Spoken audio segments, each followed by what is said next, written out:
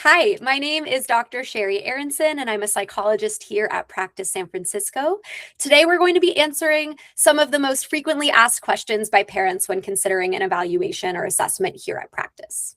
The first question is, what does the process of an assessment look like? I like to visualize an assessment like building a puzzle. So each component of an assessment is like a puzzle piece here. So we've got data that we gather through observation, through interviews, through administering rating scales, and then of course, through testing your child by meeting with them in person. And through all of that data gathering process, we put all of those puzzle pieces together to create a clear picture of how your child is functioning at this time. And we're looking at different kinds of functioning. So we're looking at cognitive functioning, like how does your child think about things or process information or conceptualize the world around them? We're talking about academic functioning, like how does my child understand concepts like math, reading, and writing? We talk about executive functioning, like how is my child able to sustain attention for a long period of time or complete tasks that they're asked to do? And we'll also look at your child's social functioning. So how are they making and keeping friendships? How is their interaction pattern with other kids and adults? And what does all of that mean for your child right now? So we put all of those different pieces together to create a puzzle of kind of how your child is doing right now at this time. I just want to also mention that this assessment is not one size fits all, right? So we're looking at how does your child's, individual learning style look? And by doing that, we'll ask for your help as far as creating these referral questions for us. What kinds of answers are you hoping to get out of this evaluation? And through understanding your referral questions, we'll create a very tailored battery of assessment for your child, whether that's focusing specifically on academics if you're worried about their math performance, or maybe looking more at executive functioning if you're concerned that they may have ADHD, or maybe looking at social functioning if you're worried about autism. We'll make a very targeted and tailored approach to test your child and make sure that you're part of that process as well.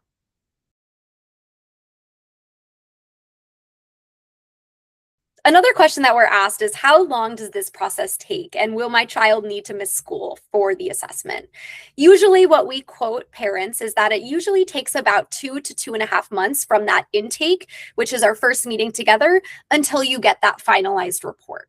Now, we're only meeting with your child between 1 to 3 days in office, and usually we test in the mornings. This is because kids are at their, peak abilities and their strongest attention spans when they're fresh from sleep and having a really good breakfast. So we always require or encourage parents to bring their kids in for the morning to test. Your child will probably need to miss school. We do try to be as flexible as possible given school breaks or different vacations if, let's say, your child doesn't have school on a specific day. But usually your child will need to miss a couple days or at least a couple mornings of school in order to make the assessment process happen. Now, I mentioned that this process takes between 2 to 2.5 months, but your child is only going to be in the office for 1 to 3 days of those 2 to 2.5 months. A lot of the time in between goes into data gathering, whether that's observations in school, talking with collateral contacts like a pediatrician or a teacher, interviewing you as parents, and also compiling all of our medical records, educational records, and all of our previous testing records in order to make sure that this testing is as comprehensive as possible for you.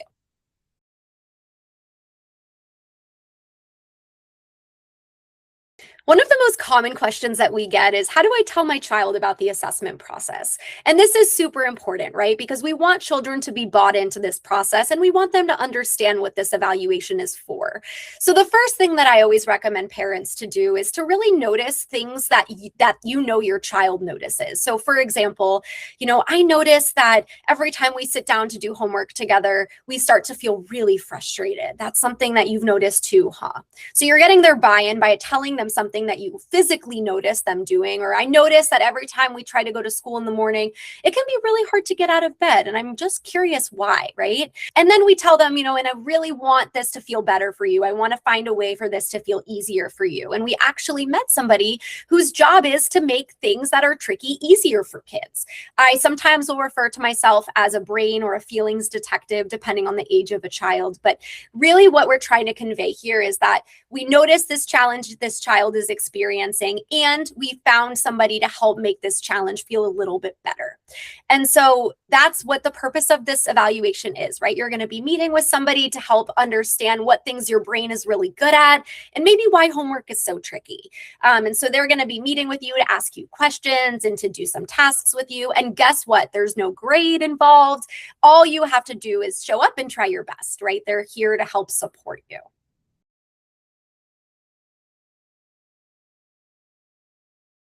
Is the end result a diagnosis? And what happens if I don't get any diagnosis?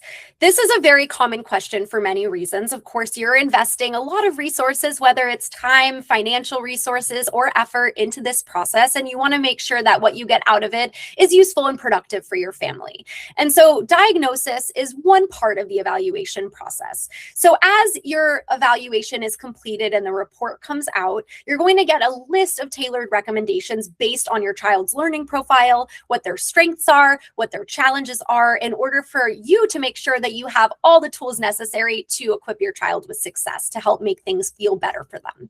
Now, sometimes that means that a child meets diagnostic criteria for, let's say, a learning challenge, like a specific learning disability in reading or maybe ADHD. And sometimes that means that your child's learning profile doesn't exactly fit into a diagnostic category. We aren't going to provide a diagnostic category if it doesn't fit your child, right? We want to make sure that, your child is able to understand a diagnosis as part of who they are and not over-identify with a diagnosis. And so that might mean that your child doesn't get a diagnosis at the end of this evaluation if we don't feel that a diagnosis is fitting with your child's learning profile at this time.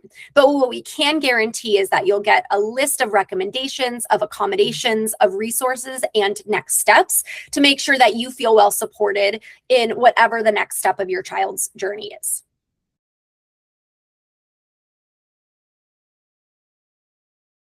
What will we gain from getting a report? You will gain not only a comprehensive understanding of your child's learning style, of their strengths, of their challenges, but also a helpful way to understand who your kiddo is, right? It's important for you to not only have that understanding, but then to use that understanding to help support your child in better developing their own sense of identity and who they are. You'll also be getting a list of recommendations and next steps so that you feel well equipped to handle and navigate the next step of your child's academic, educational, social journeys, and any applicable diagnoses that can help support your child in receiving additional services.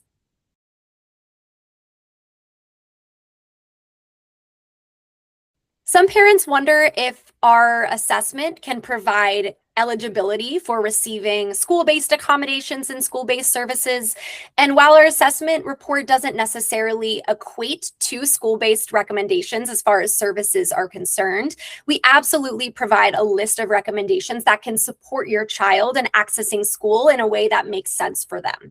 And so a lot of the time what that means is we will recommend, based on our evaluation results, that the child also be evaluated at school for an IEP or to be qualified a 504 plan.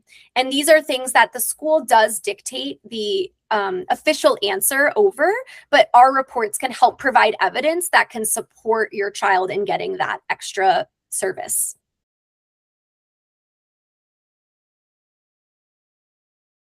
How will the school, pediatricians, and others play a role in the evaluation and report sharing process?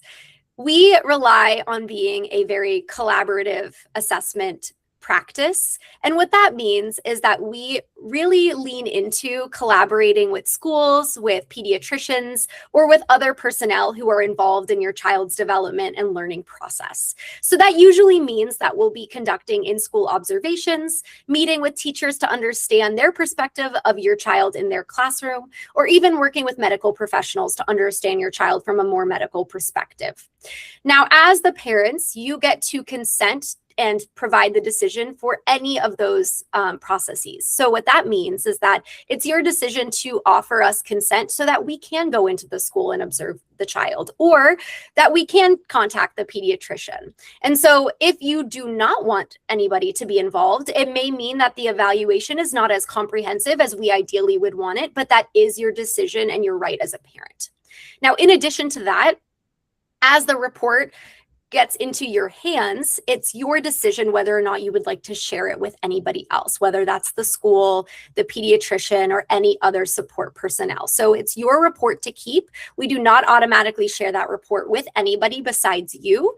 And if you would like us to help bridge that gap by connecting the school with the report, we're happy to do that. And again, we would require your consent to do so. What we covered today were some of the top questions that parents ask about the assessment process.